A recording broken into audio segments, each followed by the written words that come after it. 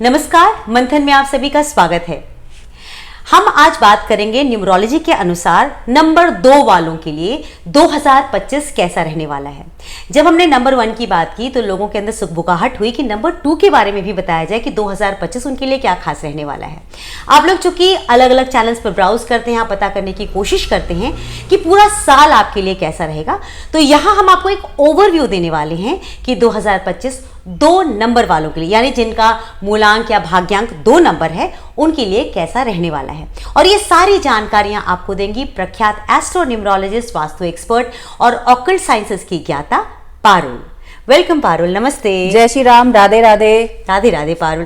Parul, 2 number की बात मैं आपसे करना चाहती हूँ कि जो 2 नंबर वाले हैं वो आप कैसे चेक करते हो। पहले तो मुझे आप ये बता दो, लकी नंबर के अनुसार हम देखें, मतलब डेट ऑफ बर्थ से हम चेक करें ना। आप एक बार बता दिए दर्शकों को कौन कौन लोग ऐसे हैं जो 2 नंबर पे आते हैं। देखिए, वो सभी जातक जिनका जन्म हुआ है 2, 11, 20 या 29, इन सभी का मूलांक आता है 2। आज हम उन्हीं की प्रेडिक्शन देने वाले हैं कि 2025 2 से गवर्न होने वाले लोगों के लिए कैसा रहने वाला है। बहुत ही अच्छी बात है, क्योंकि आपने जब 1 का बताया था उसके बाद लोगों को अब अपने अपने नंबर्स का इंतजार रहता है, तो आज 2 नंबर वालों के लिए बता दीजिए कि इनके लिए कैसा रहेगा ये साल। बिल्कुल, देखिए नंबर 2 गवर्न होता है मून से। मून वो है जो इंट्यूटिव है, मून वो है जो काम है, कंपोज्ड है। हाँ। अपने काम में बहुत ही शांति और पीसफुली काम करता हुआ आपको दिखेगा, हड़बड़ाहट नहीं है नंबर 2 के साथ। और वही एक तरफ मंगल है जो दंगल करने में उस्ताद है। तो आप देखिए अगेन 2 डिफरेंट एनर्जीज का कॉम्बिनेशन इस साल हो रहा है, एक वाटर है तो एक फायर है। तो थोड़ा सा डिस्टर्बेंस नंबर 2 वालों को देने वाला है इस साल। तो बट ऐसा नहीं है कि सब आपके लाइफ के हर स्फेयर को डिस्टर्ब करेगा, कहीं ना कहीं आपको कुछ ना कुछ अच्छा भी ये डेफिनेटली देने वाला है। देखिए तो नंबर 2 वालों का थोड़ा इंपल्सिव नेचर होता है, एंड वही नंबर 9 देखे तो असर्टिव है। एक बात कहेगा जो कह दिया तो कह दिया। डिसीजन मेकिंग में नंबर 9 डिले नहीं करता है, इनफैक्ट कहूं तो डिसीजन लेने से पहले नंबर 9 सोचता नहीं है। एंड वही नंबर 2 को हम देखेंगे तो डिसीजन लेने में काफी डिले करता है। वो बहुत बार सोचेगा करें ना करें, कैरी फॉरवर्ड करें इस प्लान को या ना करें। बट आप देखेंगे जैसे ही 9 की एनर्जी नंबर 2 के साथ मिलती है, वो क्विकनेस आ जाती है इनके अंदर। जो काफी टाइम से डिले चल रहा था, जो काम ये कर नहीं पा रहे थे, तो इनको वो एनर्जी देता है कि आगे जाइए और अपने काम को पूरा करिए। तो आप देखेंगे नंबर 2 के लिए काफी अच्छा भी है ये साल 2025। लवली। तो 2 नंबर वालों के लिए आपने बताया कि साल उनके लिए बहुत अच्छा रहने वाला है। बस थोड़ा सा जो आपको हिंड्रेंस नजर आ रहा है वो मंगल की एनर्जीज की वजह से नजर आ रहा है।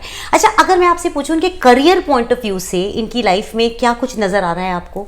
देखिए, वो सारे जातक जो रियल एस्टेट से बिलोंग करते हैं, कम्युनिकेशन स्किल से करते हैं, हीलिंग सेक्टर से है, क्रिएटिविटी सेक्टर से है, फैशन इंडस्ट्री से है, इनफैक्ट हॉस्पिटैलिटी इंडस्ट्री से है, इन्हीं सब के लिए तो नंबर 2 बहुत अच्छा जाने वाला है इन सब जातकों के लिए। अच्छा। अपार्ट फ्रॉम दिस जो आएंगे थोड़ा सा प्रॉब्लमेटिक रहेगा, क्योंकि नंबर 2 इन सब फील्ड से एसोसिएट करता है, जिसकी हमने चर्चा करी है।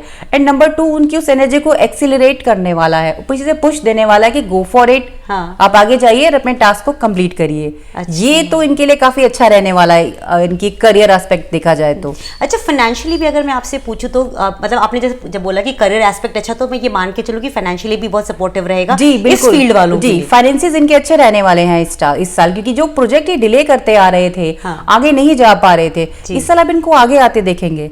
इनफैक्ट आप देखिएगा, आप कॉस्मेटिक इंडस्ट्री बहुत बूम करने वाली है, फैशन इंडस्ट्रीज में कुछ नया देखेंगे, कुछ नया आउटकम आने वाला है 2025 में। क्या बात है, ये मतलब सब कुछ बदलने वाला है। ये नंबर 9 की एनर्जी है जो मून को मिलने वाली है इस साल। बहुत सुंदर। अब अगर मैं आपसे बात करूं रिलेशनशिप के बारे में, तो इनका रिलेशनशिप कैसा रहेगा? आपने जैसे मुझे एक बार बता दे तो मेरे को समझ में आ रहा है कि जब नंबर 9 इतना एग्रेसिव और ये शांत है, तो कुछ तो हड़बड़ाहट या फिर उथल पुथल हो सकती है इनके बीच में। देखिए, एक नंबर 9 जो है, हाँ। वो भी एक इमोशनल प्लैनेट है काफी, एंड नंबर 2 भी इमोशनल प्लैनेट ही है। आप देखेंगे दोनों ही इंट्यूटिव भी हैं। हाँ। तभी हमने सारी रिसर्च फील्ड में या इनकी फील्ड में कहा ये प्रोग्रेस करेंगे। लेकिन अगर बात आती है रिलेशनशिप की, तो ज्यादा इमोशंस तो थोड़ा प्रॉब्लम क्रिएट करता है, तो उसके लिए आपको थोड़ा कॉशियस रखना पड़ेगा। नंबर 2 यूजुअली एक्सप्रेस नहीं करते हैं अपने आप को, जैसे अभी हमने चर्चा करी। तो बट इस साल बहुत इनकी स्पीच में थोड़ा ब्लंटनेस देखेंगे आप। अच्छा। एक वो जो कभी बोलता ही नहीं था, आज वो है जो बहुत ही कहें तो बस जहर उगल रहा है सबके सामने। तो प्लीज अगर आप रिलेशनशिप में है, थोड़ा ध्यान से बोलिए, थोड़ा सोच के बोलिए। बहुत इंपॉर्टेंट है सोच के बोलना। एंड इनका मैरिज देखा जाए, अगर इस साल ये मैरिज प्लान करते हैं तो मैं कहूंगी इस साल डिले करें। अभी साल नहीं है आपका, बट नेक्स्ट ईयर बहुत अच्छा आने वाला है इनका। 2026 काफी अच्छा जाने वाला है। अच्छा। इस साल कहेंगे तो थोड़ा कमिटमेंट थोड़ा डिले करें आप। कोई किसी इनफैक्ट कोई बिजनेस में आप कहीं कोई आप प्रोजेक्ट साइन करते हैं या कोई डील साइन करते हैं, उसको पहले पढ़िए। जल्दबाजी में काम नहीं करना है, क्योंकि मंगल आपसे जल्दबाजी कराएगा। आपको सोचना है, देन फिर आगे डिसीजन लेना है। तो जो नंबर 2 वालों का एक कैरेक्टरिस्टिक होता है कि वो सोच समझ के काम करते हैं, तो उन्हें उस कैरेक्टरिस्टिक्स को वापस जगाना होगा, सोच समझ के कोई भी डील साइन करनी होगी। अब अगर मैं इनके हेल्थ एस्पेक्ट की बात करूं तो ये ठीक रहेंगे, स्वस्थ रहेंगे? जी बिल्कुल ठीक रहेंगे, बट डोंट इतना स्ट्रेस नहीं लेना है इनको इस बार। क्योंकि अपनी जैसे ये नहीं है उसके अगेंस्ट जाके काम कर रहे हैं, तो थोड़ा एक स्ट्रेस बिल्डअप होता है, वो नहीं लेना है इनको। एक तरफ हमने कहा एक तरफ वाटर है, एक तरफ फायर और स्टीम तो आनी ही आनी है, तो प्लीज इतना स्ट्रेस नहीं लीजिए इनको भी। मैं वैसे 2025 अगर एज अ होल देखा जाए तो, क्योंकि ये मंगल का नंबर है, तो सभी के लिए एडवाइजेबल है कि मेडिटेशन करें, वर्कआउट करें, पसीना बहाएं। तो नंबर 2 वालों के लिए इमोशन की स्टेबिलिटी के लिए बहुत जरूरी हो जाता है कि आप वर्कआउट करें। थोड़ा ब्रीदिंग टेक्निक्स की जो एक्सरसाइजेस होती हैं, थोड़ा उसकी तरफ आप जाएं और थोड़ा फोकस करें अपने काम पे, and slow and steady. Definitely next year तक आपका सारा काम बनने लग जाएगा। अच्छा, आप ब्रीदिंग एक्सरसाइजेस भी हमें सिखाइएगा कभी किसी एपिसोड में ना, बहुत इंपॉर्टेंट है, क्योंकि हम आजकल मेडिटेशन की बात करते हैं तो वो आना भी चाहिए कि हमें करना कैसे है। तो नंबर 2 वालों के लिए कुछ खास टिप आप देना चाहते हैं? जैसे आपने बता दिया, वैसे तो बताया आपने ब्रीदिंग एक्सरसाइजेस के बारे में और मेडिटेशन के बारे में, इसके अलावा भी कुछ है? जी, कुछ छोटी छोटी रेमेडीज हैं जो ये फॉलो करें तो इनके लिए अच्छा रहेगा। जैसे इनके लिए मून लाइट काफी अच्छी रहती है। अगर रात में ये 15 से 20 मिनट मून लाइट में वॉक करते हैं नंगे पांव, इनके लिए काफी बेनिफिशियल रहेगा। एंड पर्ल पहनिए, आपकी मून की एनर्जी बैलेंस होगी।